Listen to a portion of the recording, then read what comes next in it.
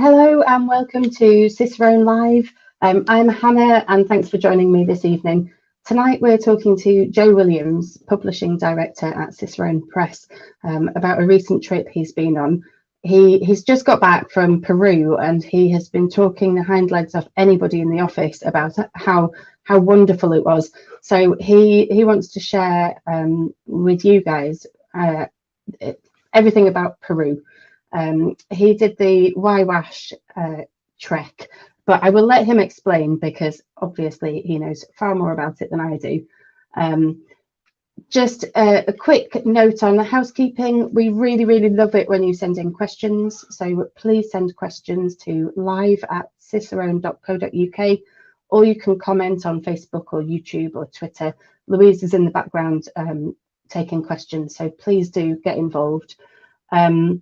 We've also got a quick sale happening at the moment on our website. So if you use the code Cicerone Summer 25, or one word, on our website, you will get 25% off our whole range of books, and that includes ebooks as well. We have got a guidebook to Peru, but it doesn't include the route that Joe did. But I'll bring Joe in and we will talk a little bit about that. Hello, Joe. Hey, Hannah, how you doing? I'm good. Yeah, not seen you for about an hour. So, Joe, yeah, we're talking tonight about Peru, and you've just got back from Peru, and it's a trip that you've wanted to do for ages. Can you just explain where it was and how the Cicerone guidebook to Peru differs from the trek that you did? Yeah, sure. So we went to the Cordillera Huayhuash, which is a really small, compact but spectacular mountain range, pretty much in the center of Peru. It's just to the south of an area called the Cordillera Blanca, which is where the highest peaks in Peru are. The Cicerone book is for the Inca trails, so that covers hiking and biking in that area, which is a bit further to the south. I mean, we wanted to do a kind of like a high alpine trek with like really sort of really dramatic scenery and lots of huge amounts of ups and downs, whereas you'd probably choose to do the Inca trails if you were interested in more of the I don't know, a bit more of a cultural aspect and the historical side of things with the Inca history. And while the mountains are still very steep and there's still lots of ups and downs, it's not as quite at such high altitude. So it's probably a bit better for people that don't want to go up to 5,000 meters, which is not everybody really. Yeah, that is pretty high. That's not going to suit everyone. I'm not sure what biking at that altitude would be like either. God, I can't imagine. But I guess what you're going to do is do a presentation, and we're going to get to see some lovely photos, and at least one picture that is not that lovely of you looking really fed up and grumpy, but I'm sure you'll explain why. So I'll leave you to it, and yeah, thanks a lot, Hannah. Great. So it is a really nice opportunity to be able to talk about my holiday. I guess I get to see some amazing book proposals from authors for amazing places around the world, and many of these things we then get to turn into books. But the Huayhuash circuit is not something that we've got a book to. Well, not yet, at least.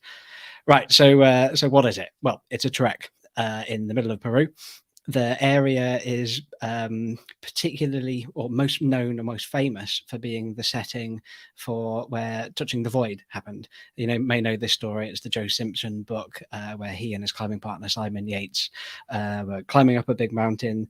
There was an accident. There was a rope cutting incident, and then a dramatic crawl down the glacier and sort of a bit of a self-rescue. So it's this kind of famous area on the mountain of Ciudad Grande in this mountain range. The Huayhuash circuit, well, there's various ways that you can do it, but it's commonly about 120 kilometers, something like that, with I think it's something to somewhere between 8,000 and 10,000 meters of ascent. It's probably more closer to 8, actually. It's usually done in, I guess, somewhere between sort of 10 to 13 days. That's kind of the normal kind of spread for people. We did it a bit quicker. We did it in 5 days, but I'll go on to talk about that a little bit more a bit later.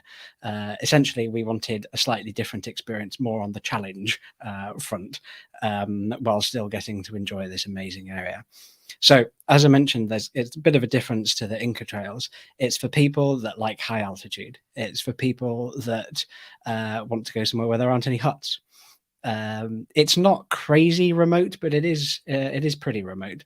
There are some long climbs. Some of them are actually pretty long in terms of the amount of ascent, but many of them are just long in that they take a long time because it's at high altitude and because you're going slowly. It's for people that really like spectacular alpine scenery. And the other thing, I suppose, is if you're looking for somewhere where you might be able to get away with still speaking a bit of English, it's not the right place to go. Everyone speaks Spanish, and it's only Spanish. So where are we? Probably a bit hard to see on some people's screens here, but we can see Lima down here on the coast, the capital of Peru. Then the city of Huaraz to the north of it, and then just to the south of Huaraz, that's where the Huayhuash is. Cusco, for reference, is down here. That's where the Inca Trails stuff happens. I guess where is Peru? Well, we can see the very top part of Peru here. The equator runs actually about 3 kilometers to the north of the furthest tip north of Peru. It's a bit of a closer view of the circuit. So it's kind of like the route that we did is a lollipop, I suppose. We're starting in that point far here in the northwest, we're coming east, and then we're going around in a clockwise direction. It's quite common for people to start up here, do the loop, and then finish in the town of Yamak here. I guess we wanted to complete a circuit, so that's why we sort of made this little tweak. So what's great about the trek? Well, the mountains, they're spectacular, scary looking, intimidating. As a climber, I'm both drawn to them and almost like repelled by them. They don't look like there's easy ways up many of these peaks, and certainly not easy ways down them. Anyone that's climbing these peaks is really at the top of their game. The views, valleys, cols. The route passes always over a high point each day and then down into another valley. So you're always guaranteed changing scenery every day, and diverse scenery as well. This was just a photo taken sort of later on that day down a much greener looking valley. The people. No shots of people in this particular photo, but we can see these huts where shepherds. I don't know if they're based there permanently or if it's more of a seasonal thing. But yeah, there's plenty of people that live up in these high valleys. I mean, this photo here is taken at 4,000 meters, and that big peak that we can see in the back there, that's Yerupaha, which is 6,600 meters high. Absolutely enormous. But there's plenty of people that live up in these valleys, and they're really nice and friendly, and great to try to get your Spanish to the level where you can actually have a bit of a conversation. I guess the other nice thing about it is it can be your trek, your way. I mean, there aren't any huts there, so people that are keen on having an actual bed for the night are going to be disappointed. But there's lots of ways you can approach this route, either by making changes to the route as we did, making it a bit longer. There's plenty of variants. You can do things like they call it a mini Huayhuash, maybe sort of 3 or 4 days loop. But to get around the whole of the main mountain chain is going to take most people, 5 days in our case, but it's quite common for it to be 10 days. Right, so I guess I'll just tell you the story of our trek now. So before we came to Peru, we'd actually spent 10 days in Bolivia. I mean, I just couldn't possibly recommend Bolivia and Peru any more to anyone that likes the mountains and likes traveling. They're just incredible places. So we got to see some wonderful things from that amazing scenery just outside of La Paz in the previous photo, to flamingos in lagoons at 4,500 meters with volcanoes dotted around, through to enjoying a glass of red wine and some snacks on the Bolivian salt flats in the Salar de Uyuni. Which is, it's again, that's got to be on everybody's to-do list, to actually go and visit those places. And then additionally, we did quite a bit of high altitude walking and a bit of mountaineering as well. This is a popular 6,000 meter peak in the back right there called Huayna Potosi. It's quite an easy one. But yeah, wonderful place to for us to acclimatize and then get ready for heading off to Peru. So how to get to the Huayhuash? I'm going to go into much more detail a bit later on, like the logistics and the practicalities of everything, but I'll tell you what we did. We flew to Lima. We had a couple of connections in order to get there, but for most people visiting from Europe or from the US, flights typically leave sometime in the morning, between 9 and midday, and various connections typically end up depositing you in Lima in the evening of that same day. So you might well have the option of being able to get on a bus to the city of Huaraz straight away. What we did is, we were coming from La Paz. We got an early morning flight, and then we got a day bus to Huaraz. For anyone that's not traveled in South America, and this was my first experience of South American travel, the common way to get around is by, I guess you'd call it by a coach, but a pretty comfortable long distance coach that, reclines you a long way. They're very long journeys. The bus from Lima to Huaraz was, I think it was about 9 hours. And it stopped for about 40 minutes or so for a nice lunch break. So it's not much of a trial at all, particularly. We got to Huaraz that night. We stayed the night in a hostel, and then the next morning we had already organised a jeep, a guy called Freddie, to pick us up from our hostel and drive us the 3 hours to Yamak. So then that's where the trek begins. There's not really much to Yamak. It's pretty low down for the Cordillera Huayhuash, only a bit over 3,000 meters. But it provides the starting point for the Huayhuash circuit. It's pretty hot in comparison to the rest of the trail. We didn't really get much skin exposed when we were higher up in the mountains, but certainly well over 20 degrees in Yamak.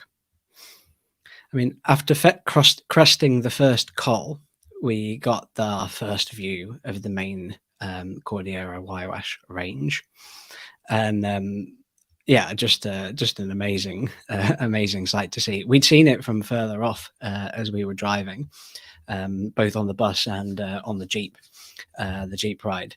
But it's always so exciting, isn't it, when you're approaching the mountains and getting closer and closer, and then finally you're in them. Our first day was a half day, really, only about 6 or 7 hours. This was a half day in our schedule, anyway. I thought I'd been should be pretty well acclimatized by this point, but actually I ended up having a pretty bad headache at the camp that night. Also, that night we met the only other independent trekkers there. There were plenty of people walking the route. It never feels busy at all, and we did have at least one camp where we didn't see any other tents in that area that night. So yeah, definitely a good one for independent trekkers, but not many people there. We had a nice, cute visitor that night. This is Barry, as we named him.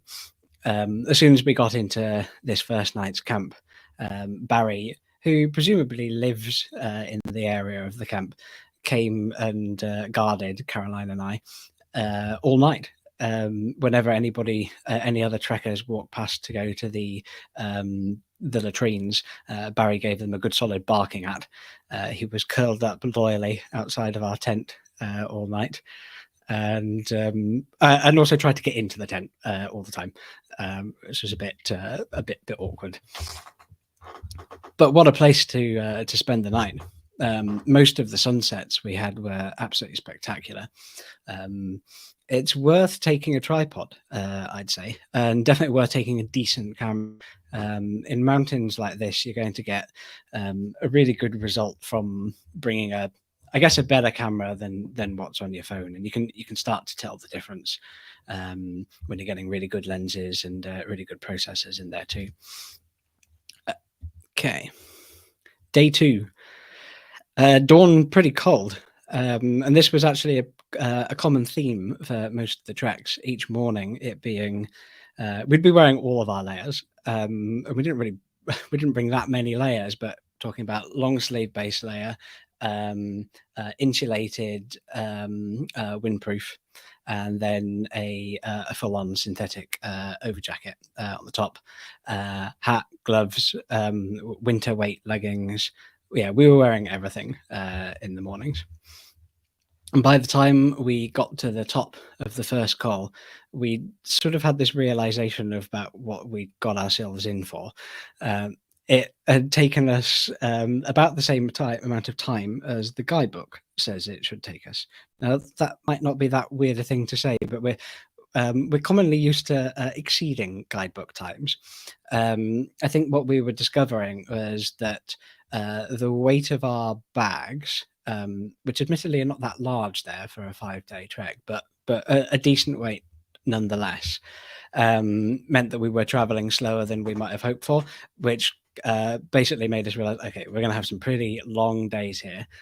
Caroline's still quite happy at this point, and it mostly remained that way as we went on.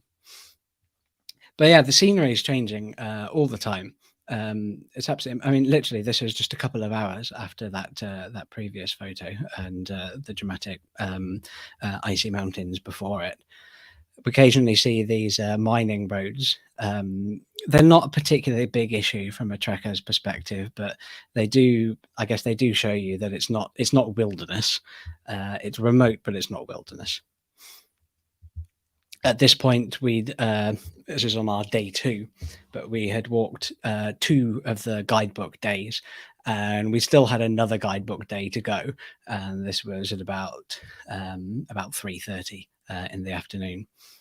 The big peak we can see at the back here is Giri Shankar, which is quite a famous mountain and spectacularly difficult. There have been some quite hard British ascents, new route on Giri Shankar as well.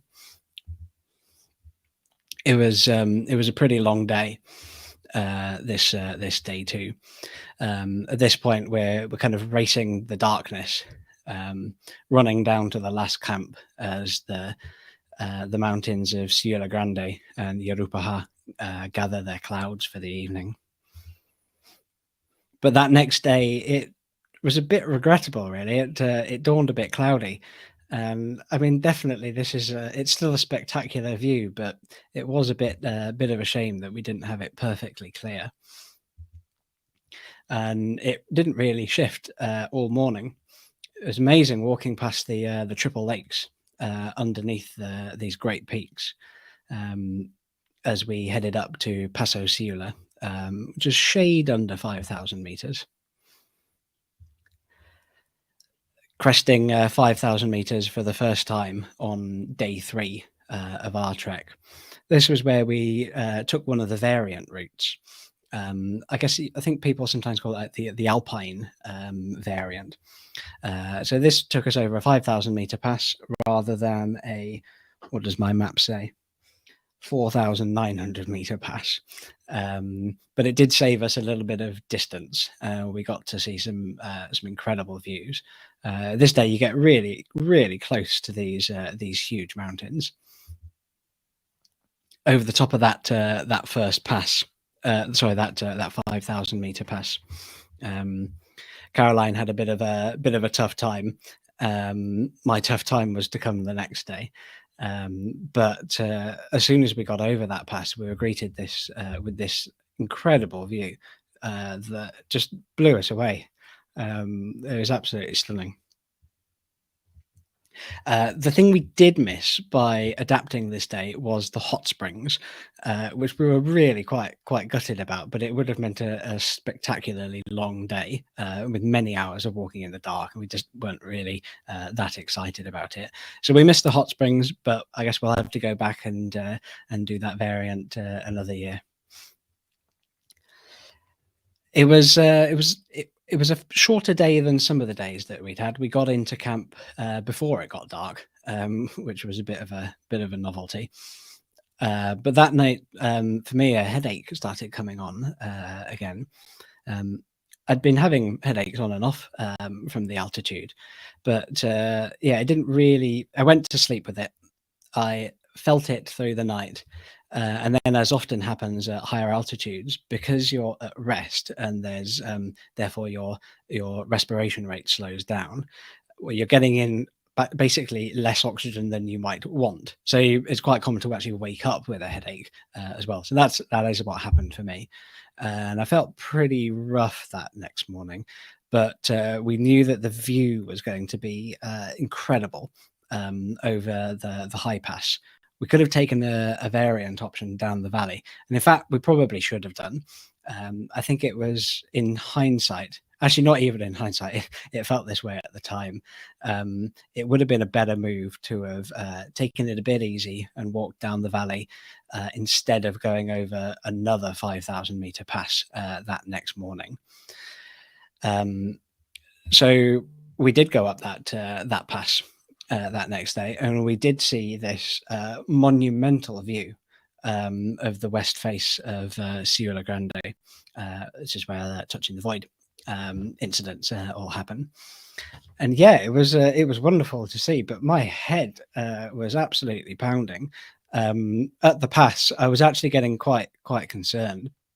We had a quick conversation, Caroline and I, and agreed that I was going to basically run down and try to descend as much as possible so I could start feeling a little bit better. And actually that helped massively by descending quickly, stopping briefly to catch a quick snap of Sierra Grande. But again, that ascent to that Paso Llorao was extremely cold. But again, it was another long day. This day was about a 20-mile walking day, so over 30 kilometers. We'd walk down a very long valley, and then began another very long ascent. So by this point, we were on the last ascent of the day, which was actually a 1,400 meter long climb. And at this point, we're 700 meters up that climb. And we'd just been overtaken by, I guess, by a young family, father, mother, and a daughter, with their dog and their mule.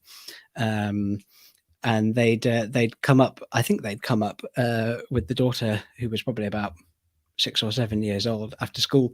I think she'd been down in the village in the valley below, been to school all day.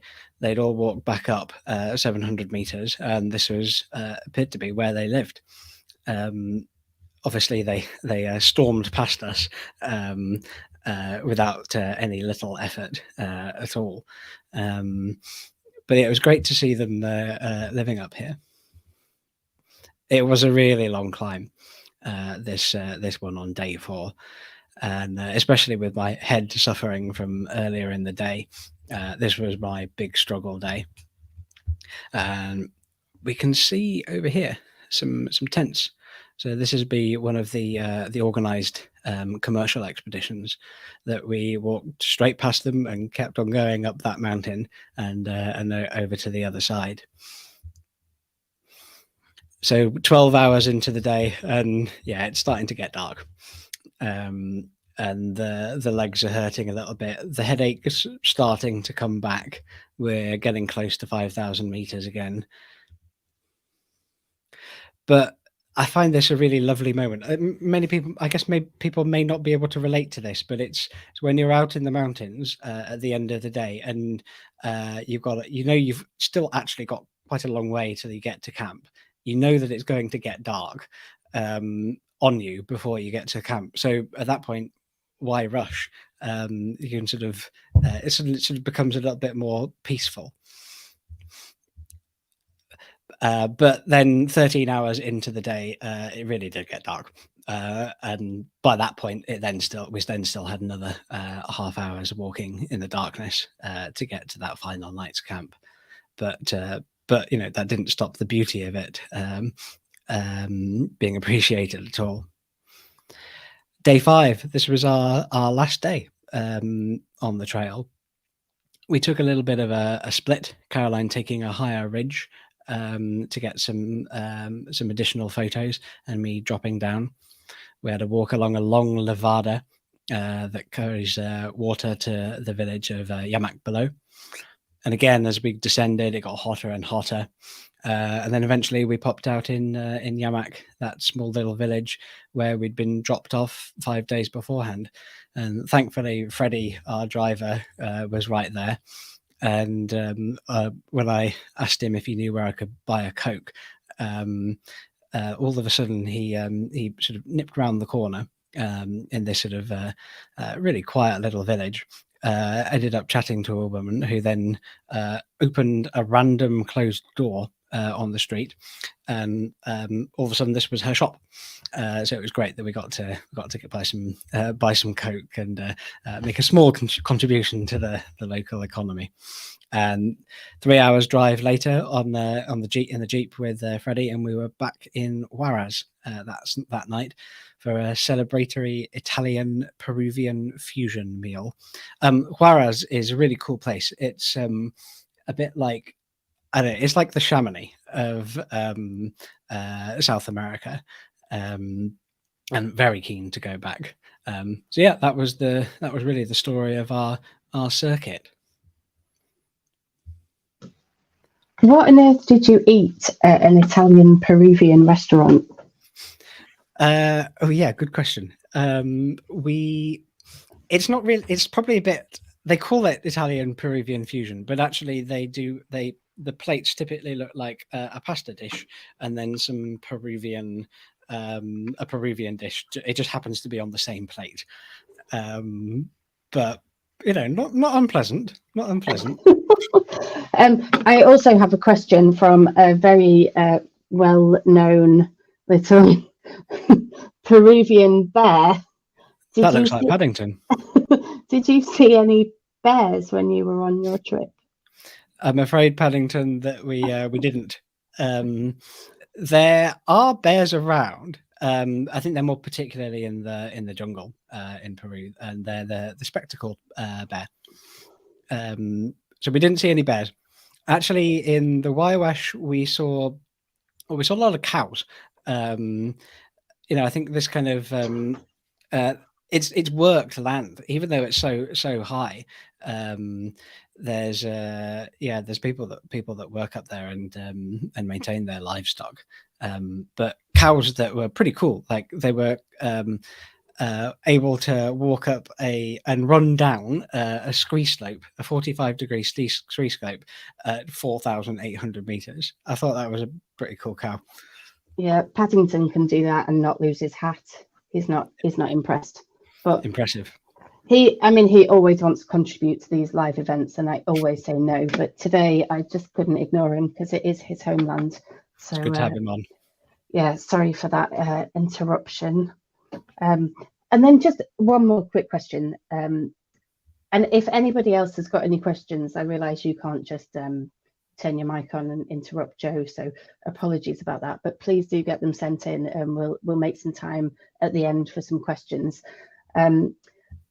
So here it looks like you're quite low down, but how high are you at this village? Well, this the flat valley floor that we see below right here is 4,050 meters, and it's really hard to make out, but there is a camp just beside that lake. The peaks behind, right in slap bang in the center of the picture, that's Yerishanka. I'll just check the map. 6,094 meters high, and Yerupaha up here, 6,600 meters high. But yeah, just even the valley floors are at 4,000 meters. Most of the time in the Huayhuash circuit, you're doing passes that are between 4,700 and 5,000 meters high, and you're camping at any altitude between 4,000 meters and 4,500 meters. Yeah, amazing. And just quickly, one more thing. What guidebook did you use? Because we've already mentioned that we don't have a Cicerone guidebook yet. So what did you use? Yeah, good question. We use this one actually. It's from Trailblazer.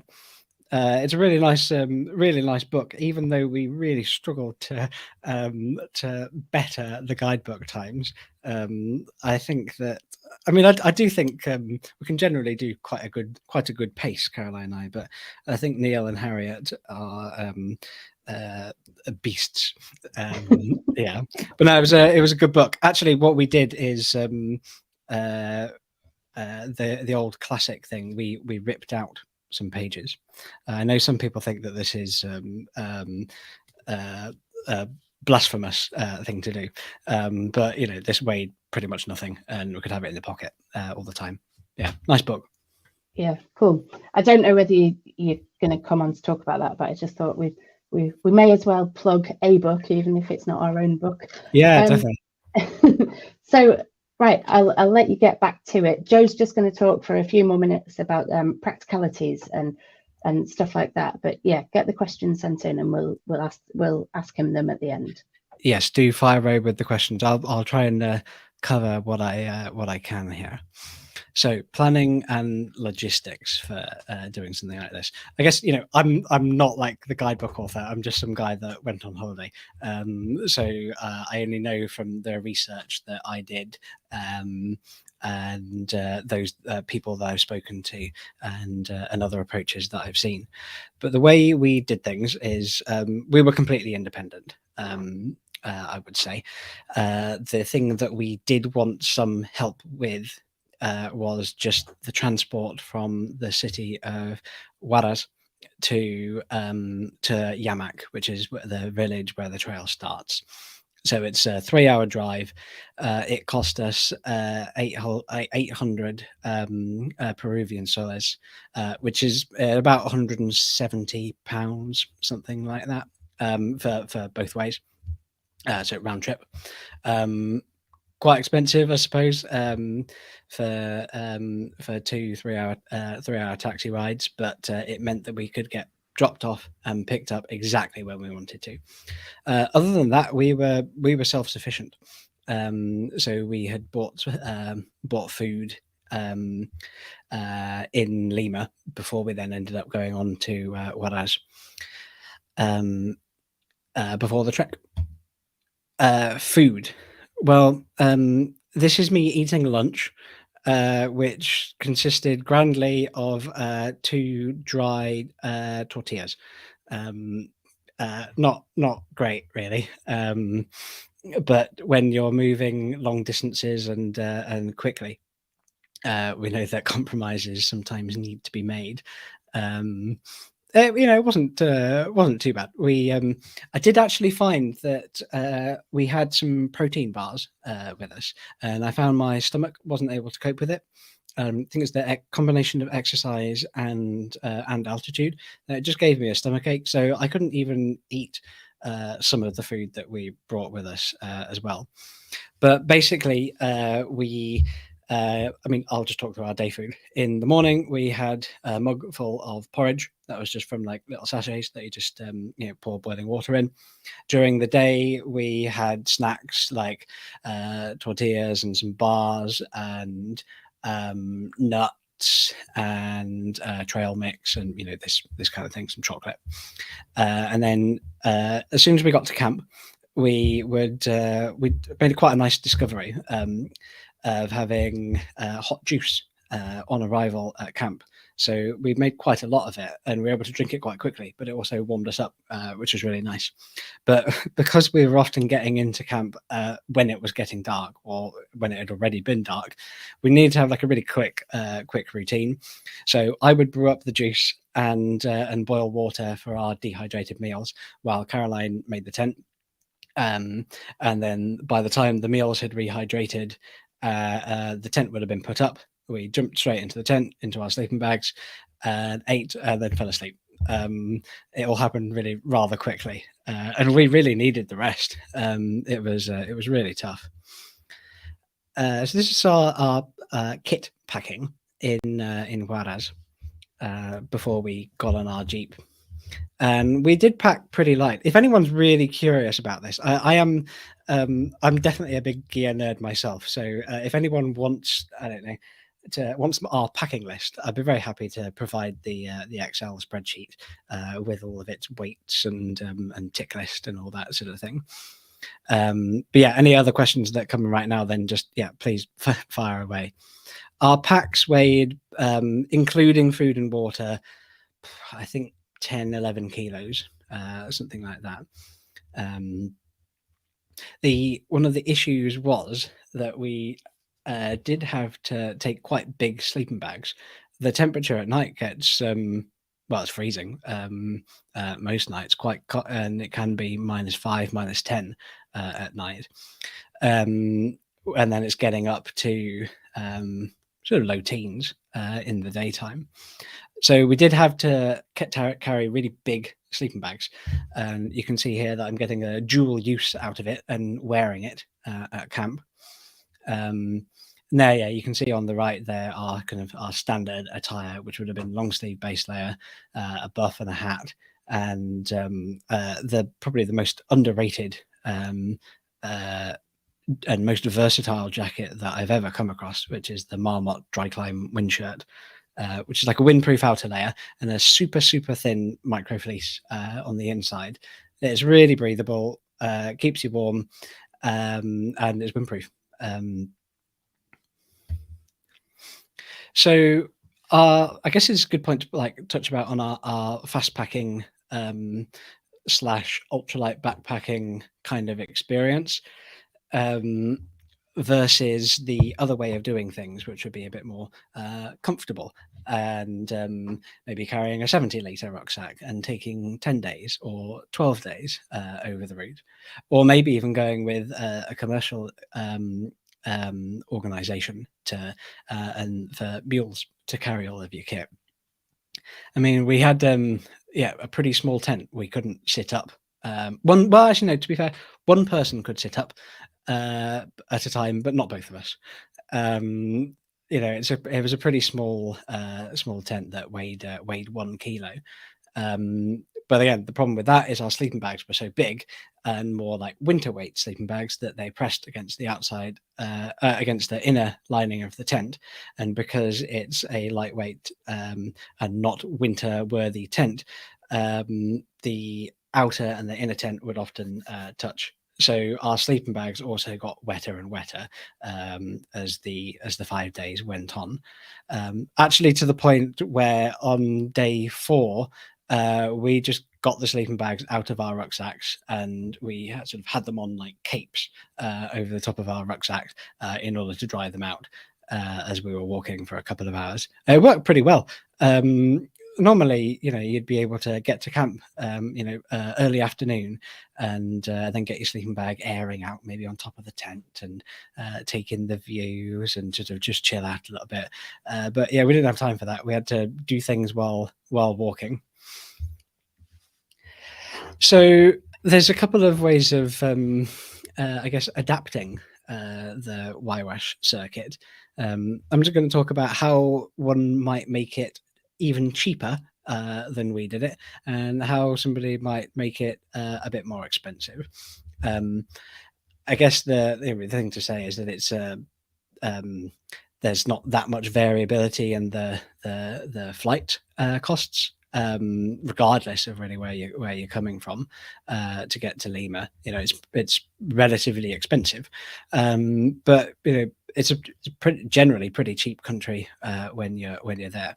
So how could we have made it cheaper? We could have avoided getting the private jeep. Which for us, £170. You could have got a bus.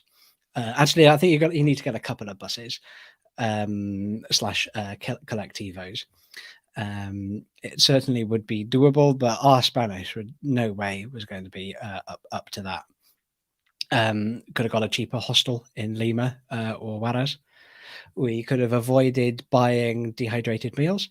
We could have either made our own or just bought some cheap noodles from a supermarket. I can't think of that many other ways to make it that much cheaper.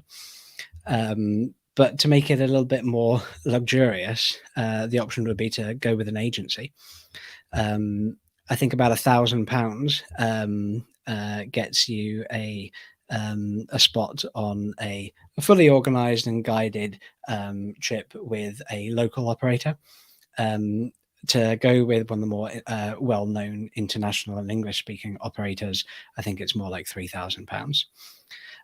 You could go, even further and have it like a fully private trek organized. It's got to be said, it would be a really nice way to do this trek, to take a little bit more time, to have time in camp to relax at the end of each day, to carry small rucksacks, to enjoy the pleasures of the mess tent in the evening, to enjoy a chair. I mean, a chair, like, we were nowhere near being able to have a chair with the size of our packs and our weight allowance. Have somebody cook your meals for you. I mean, that sounds all quite nice, and that would probably be a good way to do the trek again in the future one day. But for us, that challenge of fast packing and trying to run little bits where we could, not much to be fair, but running a little bit, and that sort of continuous movement, and then I guess the satisfaction of having done it all yourself and looking after yourselves in those high mountains for 5 days and doing those kind of distances. Like, it's a different experience, and I don't really find one to be better than the other. It just depends what you're after. So that was our Huayhuash experience.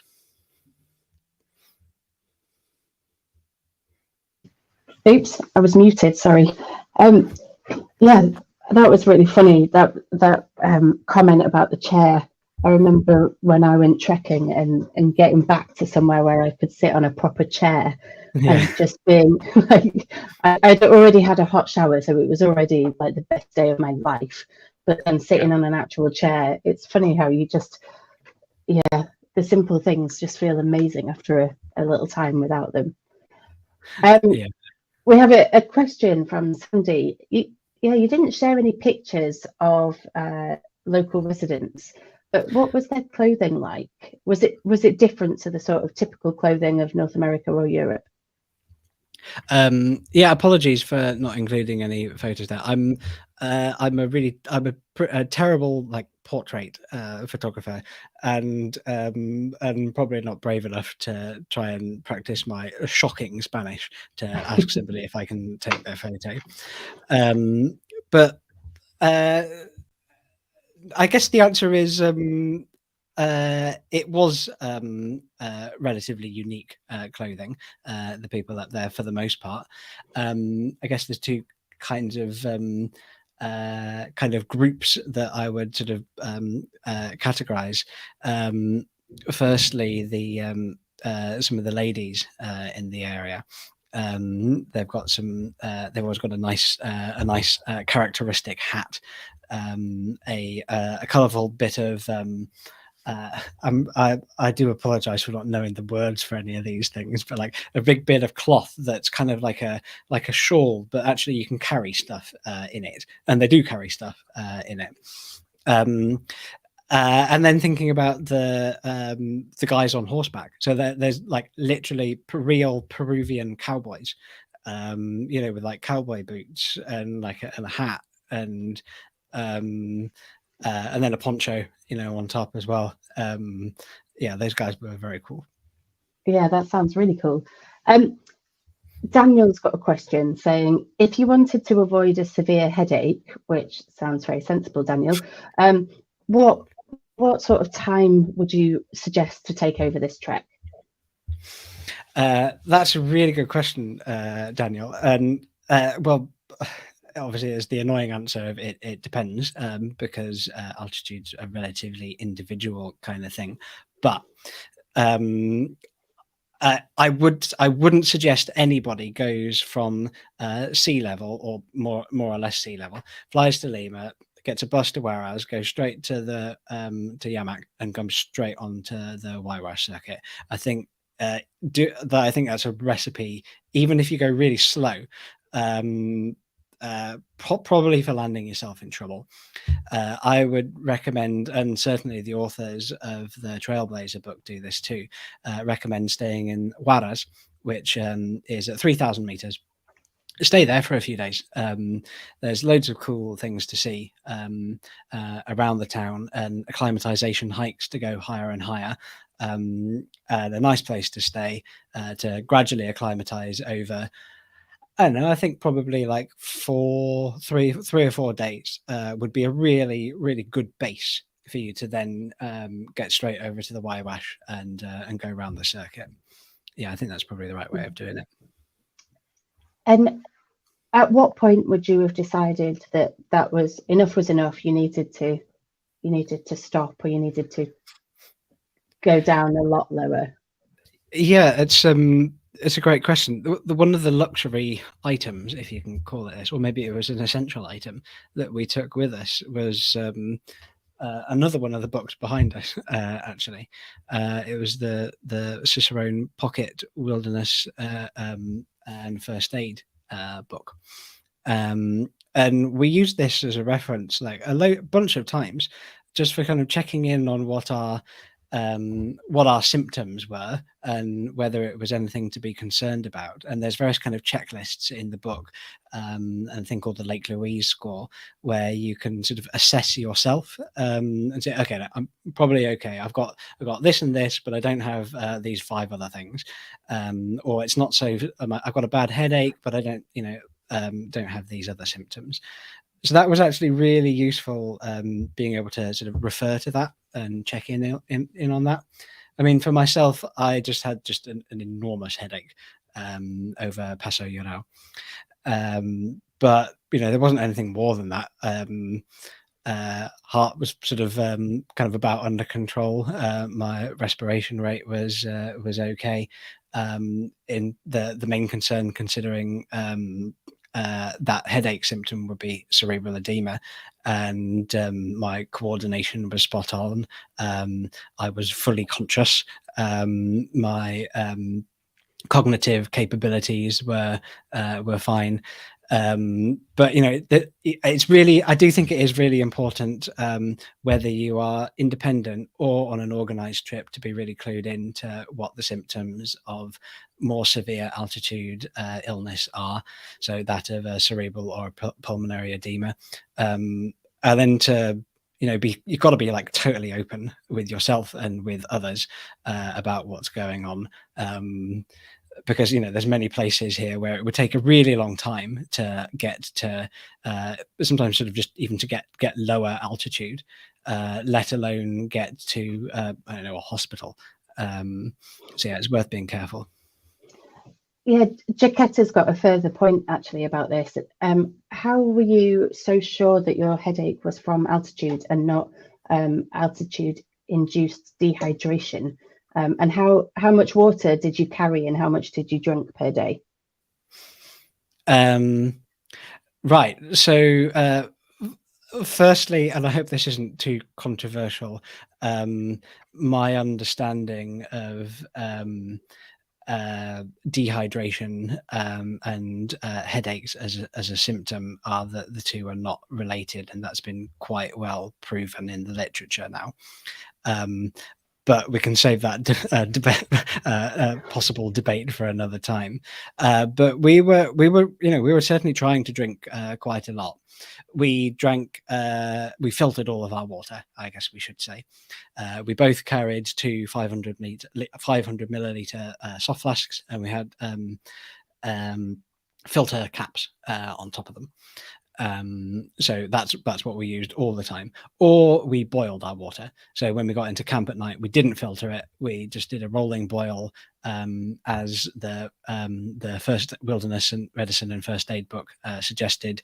Did a rolling boil for, I can't remember if it was a minute or 2 minutes, and then used that for drinking and for our meals. But how much were we drinking? Probably about 5 liters a day, 4 or 5 liters a day, something like that. We had been taking Diamox as well, which is a drug to assist in acclimatization, and it does have a diuretic effect as well. So you do need to, additionally keep on top of that fluid intake if you're taking that. And don't drink yellow snow. No, don't do that. Finally, another top tip from me. Yeah. I never have that much to contribute in these sessions. Bridget's got a question about the time of year. So you've only just got back, so you were there for most of June. But what sort of weather window is there for doing the Huayhuash? Yeah, another really good question. So we went in the Peruvian winter, which basically means, it's a bit colder, but what it does do is it almost guarantees that it's not going to rain. And maybe not guarantees, but I think they don't have very many rainy or cloudy days through the winter. June, July, August, and I think actually September as well are all really good months for going. So it's a really good long season where you can do this stuff. And we were there in June. It was impeccable. Apart from that one day where Sierra Grande and the Yorupaha were in the clouds. I mean, it didn't rain. I mean, can't really complain. So it's really, and that's another great thing is it's just so reliable. You're pretty well guaranteed to have some good photographs and have a good holiday. So when you were doing your packing, did you rely on it not raining?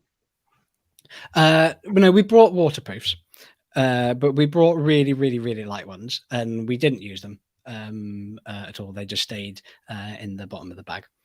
But you can get away. I think when the climate is like that, you can get away with not bringing your full-on 3-layer Gore-Tex jacket with that's guaranteed. Yeah, cool. And another question from Bridget, actually. How much navigation did you need to do? Were there tracks and was the route clear? There are tracks. There are basically no signposts whatsoever. It's relatively clear. We had 3 tools with us for helping with navigation. We had the ripped out pages from the Trailblazer book. We had a really high quality map from the Austrian Alpine Club, amazingly, who produce a map to a part of Peru. It's a really, really good quality map. And then we also had a phone. So in this case, I used Outdoor Active, the app. I uploaded the GPX file that we wanted into it, and I saved the base map for offline use. So between those 3 things, we had multiple options for helping us navigate, and we used all 3, for different kind of purposes. the guidebook for more day-to-day use, the map for in the evening that night, looking at the next day ahead to get a bit more context, and then any specific points, particularly when it got dark for us, I just grabbed the phone out and just did a quick double check. Yeah, not too big a deal. Okay, one thing we did say that we would mention is how to say the word llama, which is not llama. No, it's a good point. So in Spanish, a llama is spelt with double L at the start, so it's a llama. A llama. It's going to take a little bit of getting used to. Yeah, it now feels a bit wrong to say llama. Now we've got used to saying llama, because it was, it was like one of the very few Spanish words that we could actually say. So we impressed anyone that wanted to listen by pointing out llamas, and they were impressed. Yeah. I can fully imagine this crazy guy. Just nod, just smile. Yeah, smile and nod. Yeah. And I know that you've had such a brilliant time doing this route, but what's next for you in Peru? Would you do the route again, or would you do a different area? Oh, that's a great question. I mean, as soon as even while we were there, we were planning our next trip. It wasn't a question of like we started planning our next trip as soon as we got home. Yeah, it was even while we were there. I'd like to go to the range just to the north of the Huayhuash, the Cordillera Blanca, which is huge, much bigger, and even higher mountains. There's, I don't know, there's something like a dozen 6,000-meter peaks.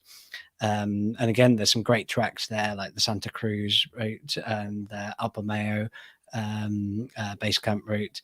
So some great treks and some big mountains to climb. Yeah, I think that would be a pretty good spot. But it's just like quite an easy place in terms of high mountain areas to go. You don't have to. Depends if you want this or not, but you don't have to trek for for like a week or 2 weeks in order to actually see some high mountains. You fly to Lima, you get on an 8-hour bus. It can be overnight. You can wake up the next morning in Huaraz, and you can see half a dozen 6,000-meter peaks from the town center and be straight up there when you're acclimatized. It's just like, it's quite a convenient place to go if you like that sort of thing. Yeah, well, it looked amazing. I mean, I can't wait to share my holiday snaps from my week doing DIY on my house. Yeah, next week's live event. Yeah, I hope everybody tunes in for that one. But thank you, Joe. That was great. Thanks. And again, just to reiterate, we don't have a guidebook for the route that you did, but the Trailblazer guidebook was excellent.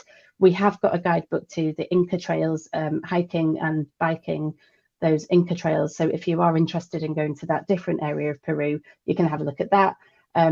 You also can check out the sale on our website that is only for this week. Please also check out our other live events. We've got over 1,000 articles, live events, podcasts on our website, as well as sample routes for all our guidebooks, and plenty more to help you, whether you just after a bit of inspiration or whether you want to do some detailed planning. Have a look at the website and see what there is there for you. And yeah, thank you so much, Joe, and thank you everybody for sending in your questions and joining us tonight. Take care, and we'll see you next month.